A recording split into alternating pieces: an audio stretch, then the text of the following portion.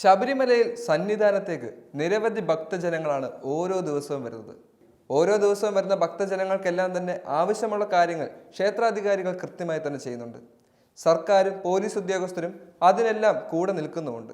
ഓരോ ദിവസവും ശബരിമലയിലെ ഓരോ വിശേഷങ്ങൾ സാമൂഹിക മാധ്യമങ്ങളിലടക്കം അതുപോലെ ന്യൂസുകളിലും സ്ഥാനം പിടിക്കുന്നുണ്ട്. അങ്ങനെ ഇന്ന് സ്ഥാനം പിടിച്ച മറ്റൊരു വാർത്തയാണ് ഇപ്പോൾ എല്ലാ ഭക്തജനങ്ങളും ഒരുപോലെ നോക്കിക്കാണുന്നത്. 18-ാം പടിയിൽ പുറംതിരിഞ്ഞു നിന്ന് ഫോട്ടോഷൂട്ട് നടത്തിയ സംഭവത്തിൽ സന്നിധാനം സ്പെഷ്യൽ ഓഫീസറോട് ADGP റിപ്പോർട്ട് തേടിയിരിക്കുകയാണ്. തിങ്കളാഴ്ച രാവിലെ ചുമതലയൊഴിഞ്ഞ സന്നിധാനത്തെ ആദ്യ പോലീസ് ബാച്ചിൽ ഉൾപ്പെട്ട 18-ാം പടി ഡെപ്യൂട്ടിയായി നിയോഗിച്ചിരുന്ന 30ഓളം പോലീസുകാർ 18-ാം പടിയിൽ പിന്തിരിഞ്ഞു നിന്നും നടത്തിയ ഫോട്ടോഷൂട്ട് വിവാദമായതിനെ തുടർന്നാണ് ADGP റിപ്പോർട്ട് ആവശ്യപ്പെട്ടിട്ടുള്ളത്. പടി ഡ്യൂട്ടിക്കായി നിയോഗിക്കപ്പെട്ട ഉദ്യോഗസ്ഥർ ഉച്ചയ്ക്ക് 1 മണിക്ക് നടയടച്ച ശേഷം 18-ാം പടിയുടെ താഴെ മുതൽ വരിവരിയായി നിന്ന് ഫോട്ടോ എടുക്കുകയായിരുന്നു. ഈ ഫോട്ടോ സാമൂഹ്യ മാധ്യമങ്ങളിലടക്കം പ്രചരിപ്പിക്കപ്പെട്ടതോടെ ചില മാധ്യമങ്ങളും അത് ഏറ്റുപിടിക്കുകയും ചെയ്തു.